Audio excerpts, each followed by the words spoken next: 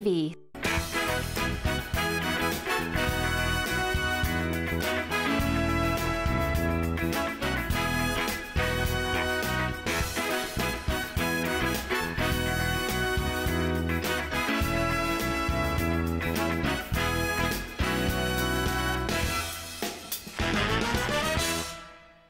Good evening and welcome to West Talk. I'm your host, Dustin Parsons, and as always, we've got a fun episode for you today. And for those who have looked out the window or have been outside today, it's just a beautiful day in Western Newfoundland. Blue skies, nice conditions on the snow, even though the hills are kind of closed, but for those out cross-country skiing and stuff, they're having a great time. And it feels like spring is really here. And of course, we're all gearing up for Easter now next weekend, which is lots of fun. And there's definitely some great Easter events happening around the community I've started to take note of.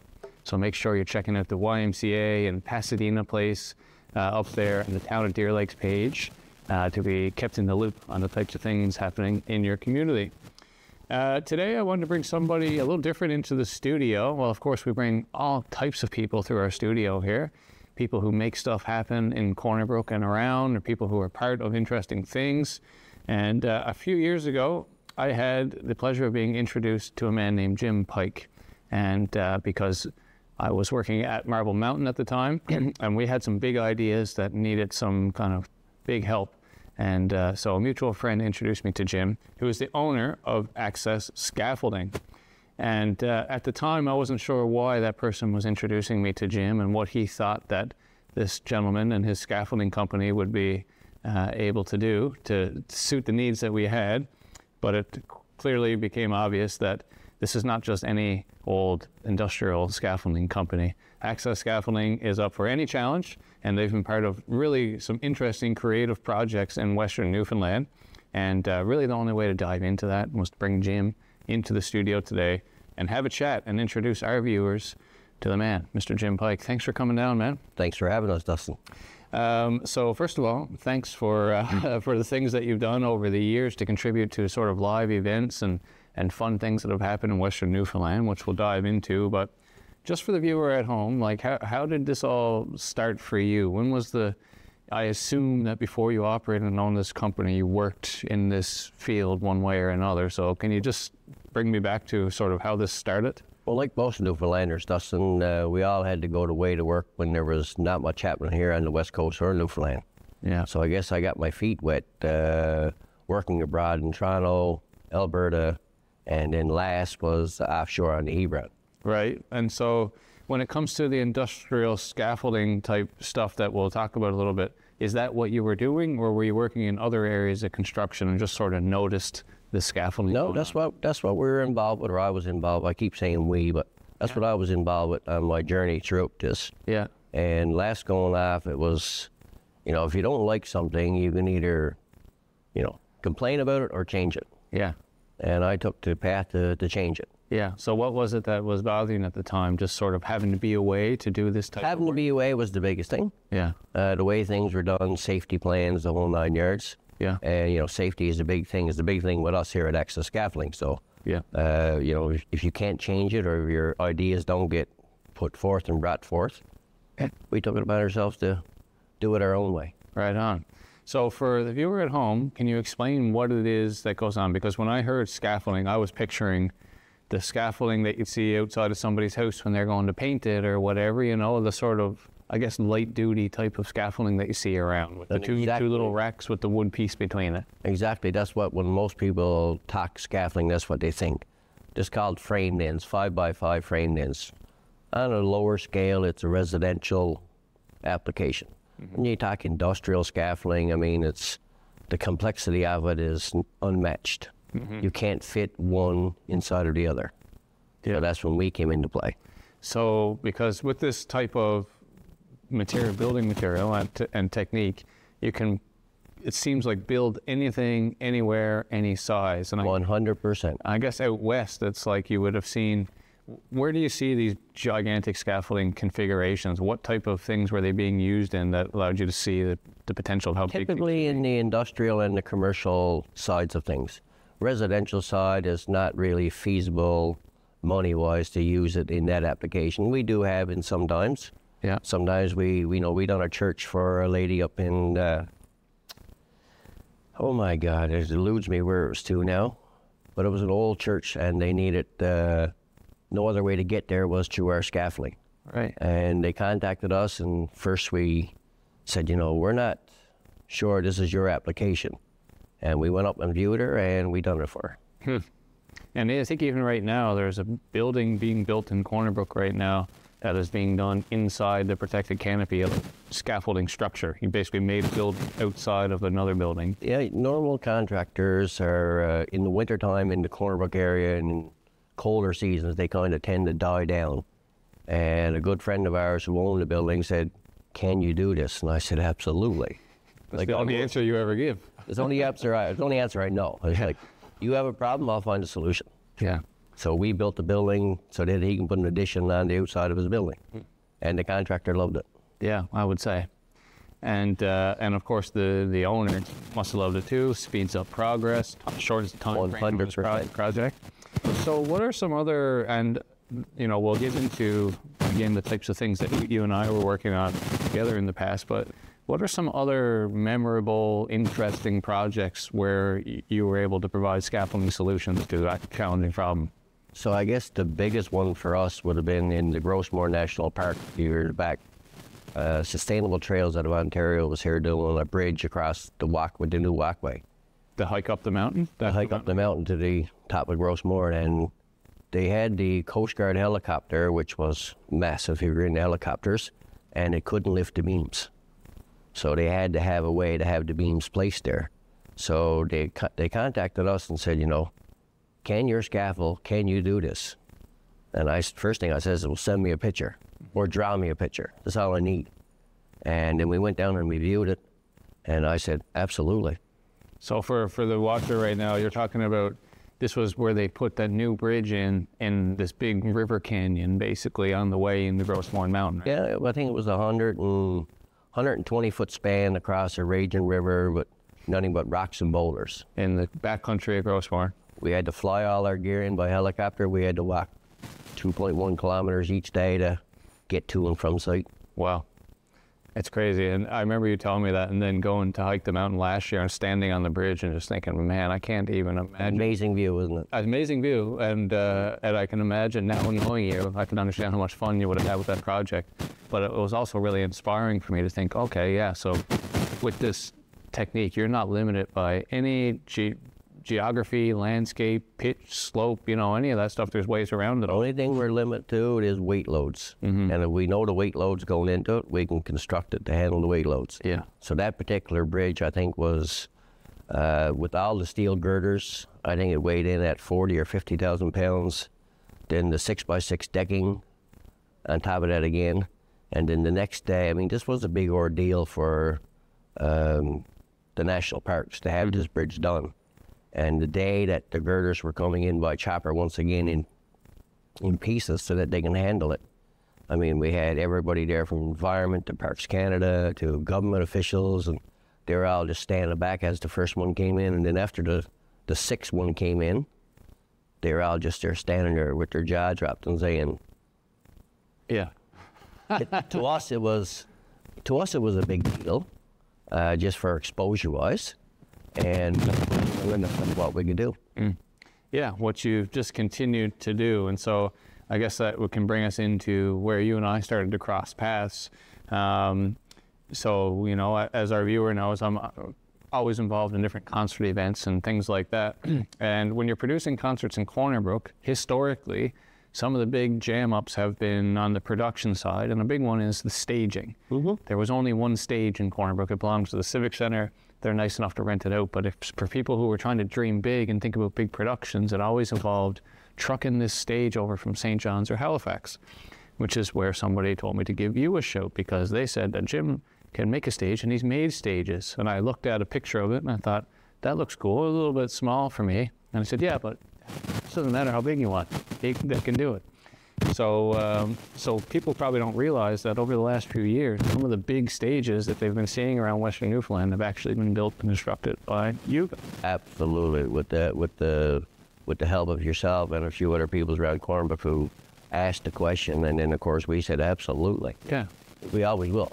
Like, if you have an issue or a solution that you can't come up with, we'll do it for you. Yeah, and a lot of times it's sort of can be even cheaper than the alternative. Like certainly we've discovered that constructing a proper, awesome scaffolding stage is definitely more cost effective than bringing one over from St. John's, right? 100%. Yeah, but also seems like you're a bit of a rock and roll guy, and really secretly you just wanted to help bring some shows together and get out for some good entertainment stuff yourself, right?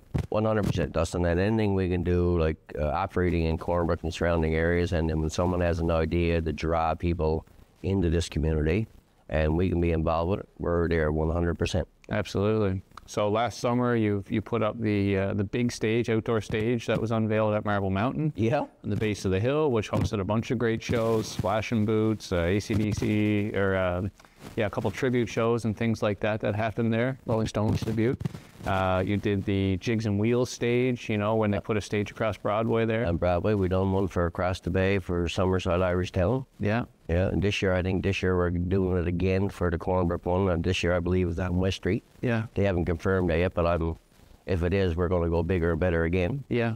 Yeah. The problem we have with that is going bigger and better. Like, we only have a certain time frame to get it up and take it back down. So, it's not like we can leave it there all right. weekend or all week. So Which you don't mind doing. We don't mind doing it either. I mean, at the end of the day, it is what it is. But I think last year on the Broadway one, I think we were there like 2 o'clock in the morning, taking it down, removing it so that the city could open up the streets again for that next morning. Yeah, which is not even that bad considering the show ended at like 12. 12:30, I think it was over. Oh, yeah, well, down is always easier. Yeah. The up part is what takes the time, but coming down is like stand back and... Yeah. Yeah, I guess you're being really cautious when you set it up and making sure everything's, it's got to look, first it's got to be safe, and then it's got to be functional, and then it's got to be pretty. It's got to be pretty, yeah.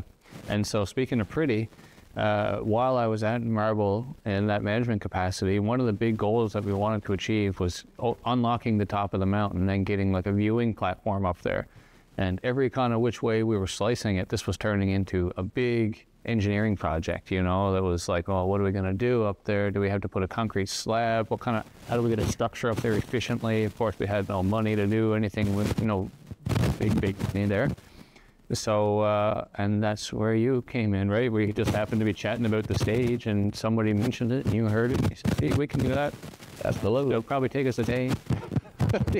So now for people last year who took that lift ride up to the top of Marble and who will do it this year, that viewing platform was put there, lickety-split. And it's still there. It was there all winter. We left it there intentionally all winter. Yeah, just to see it. Snow loads and whatever else.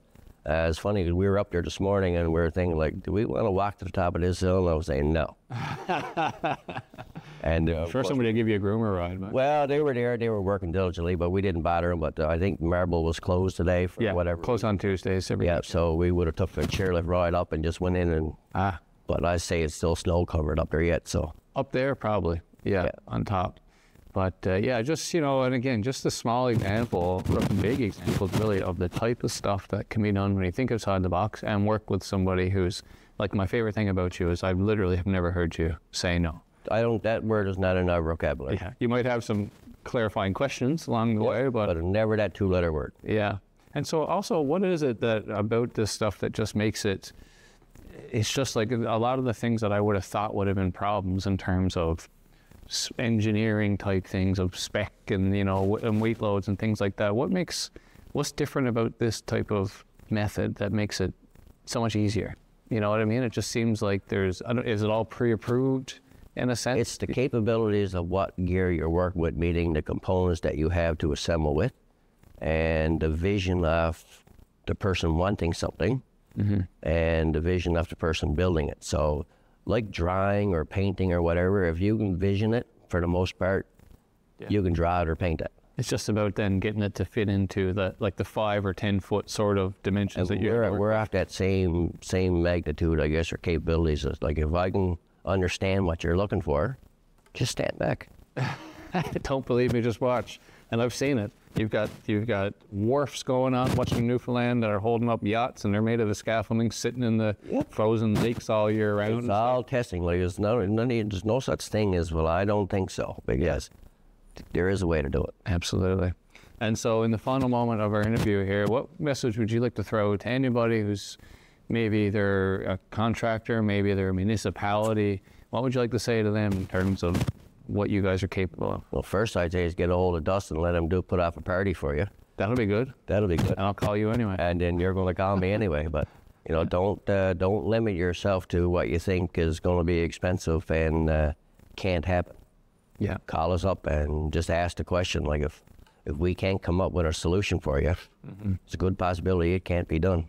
So whether that's somebody needs a big stage around the bay for a special concert, or there's a four-season construction project that needs to happen, you want to have that chat. Yeah, absolutely. Wicked.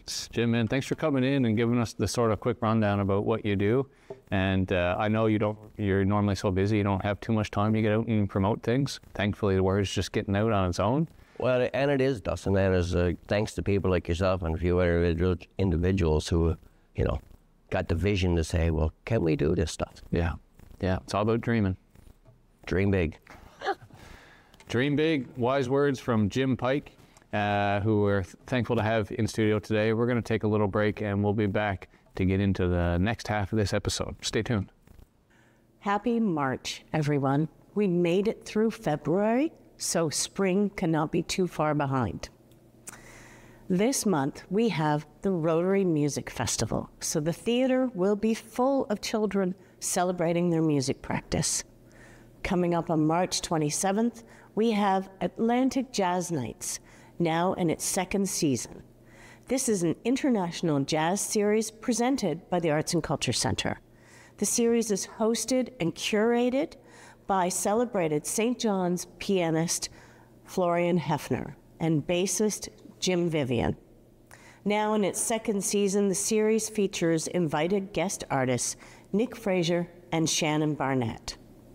On March 30th, we have Off-Broadway Players Drama Festival Show, Prelude to a Kiss.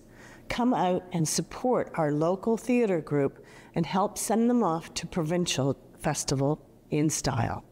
Prelude to a Kiss tells the story of Peter and Rita, a couple who fall in love and decide to marry, despite Rita's pessimistic fear of the world. Shortly after their wedding, a supernatural event tests the strength of their love and their commitment to each other. Coming up in April is Be Our Guest, a children's show featuring music from your favorite Disney shows. Also in April is Kelly Loader. There is something captivating about Kelly Loader. They're a gifted and accomplished songwriter with a voice that conveys warmth and power. Their lyrical brilliance is honest and vulnerable in ways that make the music feel deeply personal, inspiring profound emotion among audiences with their heartfelt songs, playful charm, and exhilarating live show. Dropping in April is Kelly's new album, Transitions, offering a stunningly crafted masterpiece of original songs with stories of love, heartbreak, life, and transitions. Also in April is magician Michael Conway, bringing you an evening of non-stop comedy, magic, and illusions. The Kubasonics will be here in April. The Kubasonics are arguably Newfoundland's finest Ukrainian band.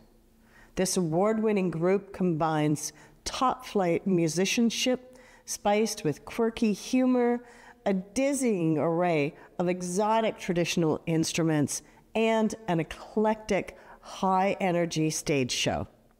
Following that, Cornerbrook Regional High School will be here with their production of Mamma Mia, and Jason Cyrus will be back at the end of April for his amazing hypnotist show. This is a fan favorite, so be sure to get your tickets soon. There are new shows being added every day, so check our website, and we'll see you at the show. Hello everyone, my name is Brad. I am the theater coordinator at the Rotary Arts Center. Just want to let you guys know some of the events that we have coming up in the month of March. The first event that I can speak about is Jesse Hackett. Jesse Hackett will be performing at the Rotary Arts Center on Sunday, March the 10th. If you're not familiar with Jesse, Jesse's a young up-and-coming performer. He's just gotten back from a small, short stint in Nashville where he's been recording with some Nashville heavyweights. Absolutely fantastic young up-and-coming country and western singer. Please check him out. Again, that was Jesse Hackett on Sunday, March the 10th. The following Friday, March the 15th, we have another young up-and-coming musician, Noah Thompson. He's going to be playing some of his favorite Newfoundland folk songs, as well as some contemporary folk music and some of his own music as well. Again, that's Noah Thomas, Friday, March the 15th. The following day, we have Nick Hamlin on Saturday, March the 16th. Nick is going to be joined by a number of his friends, and they're going to be performing some of Nick's favorite deep cuts. On the following Monday, March the 18th, we have yet again another young performer. His name is Riley Jenkins. He's going to be performing with some of his friends as well. Essentially, it's going to be a celebration for St. Patrick's Day, playing quite a number of Newfoundland traditional music and some Celtic music as well. Again, that's March the 18th on Monday. Final shows for the month of March are our tribute to Fleetwood Mac. Very few tickets remain for this event. It runs on March the 21st and 22nd. There's still a handful of tickets left for the March 22nd show. Lastly, I'll just remind everyone that all of our events start at 8 p.m. And thank you from me and the staff at the Rotary Arts Center. Have a great day. Well, hey, Gian, how's it going? Here we are at the Civic Center. Walking track is open daily, so come on up. And I know the seasons are getting a little longer. The daylight savings this Sunday, so remember, spring forward. So you spring forward with those clocks. That's how that works. And anyway, the Royal season and the Western Kings seasons have all wrapped up. So good luck to them next year in preparations, particularly the graduating kids for the Western Kings. They really turned it on at the end, had a strong finish, and so kind of disappointed they lost to Central.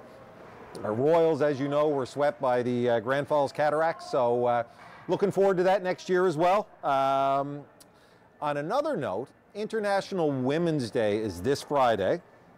So in that vein, I'd like to announce that the U18 AAA Female Atlantics will be hosted here in Corner Brook. So that's our Western Warriors are the host team for the tournament. We're super thrilled to be hosting this in Corner Brook, and that's going to take place on Thursday, April the 4th through to Sunday, April the 7th. So Sunday, April the 7th will be your bronze medal game, your gold medal games, and that's the Sunday preceding Easter. So Easter this year is March 31st. So really excited about that. And Access Scaffolding, who is here in the ice, is also the title sponsor for this tournament, and can't thank them enough for what they do with our community and for sponsoring the girls for this. So we're anxiously awaiting to hear who's going to represent Newfoundland, Prince Edward Island, Nova Scotia. This is the highest level minor tournament that takes place for female in Atlantic Canada. The winner goes off to the SO Cup. So super thrilled about that one. Very excited. You can follow us on Facebook, follow us on Twitter, and we're thrilled to be having that. This weekend, speaking of female high performance, we also have female high performance clinic taking place in the studio with Mark Healy's group. So they're coming out. And we also have provincial male and female broomball taking place this week. So if you're interested in some broomball action out in the Kinsman Arena, Thursday night, all day Friday, and into Saturday morning, early afternoon for championship games. Teams will be representing, will be moving from here this year and representing at the Worlds and the Nationals. So lots of excitement still happening in broomball. On St. Paddy's Day weekend, we've got the U13 AAA male provincial championship. So if you're interested in a little bit of hockey there, you can come out and see them. Those are the young kids, real cute. And so hopefully our Western team does well with that. As well, on that weekend, we have Shanniganuk. So he's going to be here. This will be the biggest Paddy's Day party in Newfoundland, along with Bud Davidge. And tickets, doors are at 7. Tickets are on sale currently. You can buy them here at the box office, or you can buy them at www.tickettide.ca. As well, waiting for our announcement, not out yet on the annual ice show, but stay tuned for that one. General skating will continue for the rest of this month, so check out the website, see what's available there. And in the studio, there's lots of activity for active tots on Tuesdays and Thursdays. Seniors fitness class and Pilates is Monday, Wednesday, and Friday. And pickleball, if you're interested in trying pickleball, the world's fastest growing sport, lots of opportunity, Tuesday, Thursday, Friday afternoons, and Sunday mornings, lots of opportunity to get out and socialize and have some activity. So if nothing else, drop in and say hi, get out on the track for a walk. Grenfell Theatres presents People, Places and Things. March 6th to 9th, 2024, 8 p.m. This is a moving play about dealing with addictions, acting theatre, and family that manages to be both brutally honest and enormously hopeful. The location is at Fine Arts Theatre here in Grenfell, and tickets are available online or at the door. International Women's Day events at Grenfell campus. March 8, beginning at 9 a.m. Grenfell professors speak about their experiences as women in academia and offer advice to other students. Location is at AS Atrium, followed by what does it mean to be an LE, and then in the Grenfell Art Gallery. So join us for conversations about making and relationships while weaving fabric and color into Jenny's ribbons of steel sculptures. Then Grenfell authors in the library featuring Grenfell female authors beginning at 4 p.m. Finally, Black Culture Festival, March 9th, 6:30 p.m.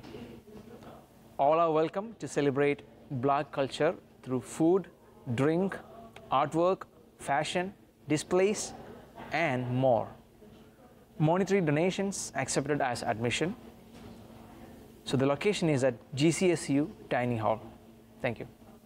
And that's it for today's episode. Of course, we'll be back next Tuesday with another great show. And I just want to thank one more time my friend Jim Pike from Access Scaffolding. Whatever it is you've got on the go this summer or beyond, if you've got a big crazy idea, you need to call my crazy friend Jim. Until next week, thanks for watching West Talk.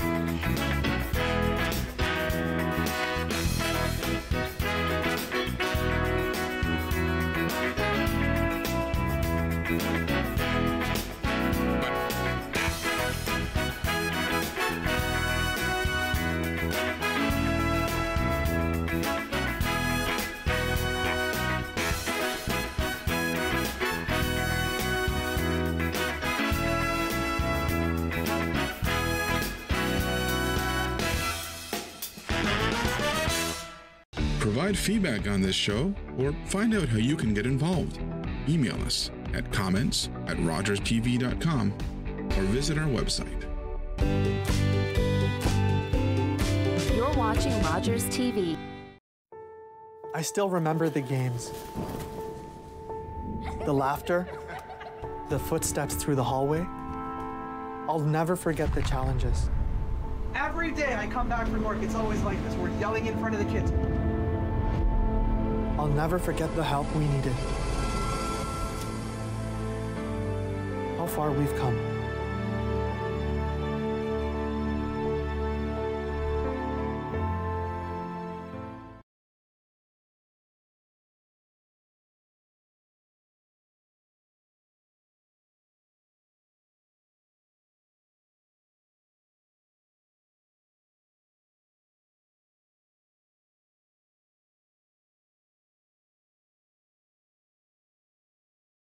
Man, is there a lot of pressure on this young fighter here tonight. Fighting is life. This is my belt. I earned this in blood, paid in full. This is mine.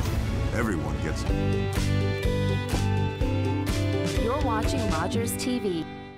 Was that 4 or 5? He's lost count and still thinks he can drive. Do you think he knows that when he is caught and charged with impaired driving, he'll lose his license and a lot more? If he gets in his car, he'll face costs exceeding $20,000. Does he realize he could have a criminal record for his choice to drive? And it could be much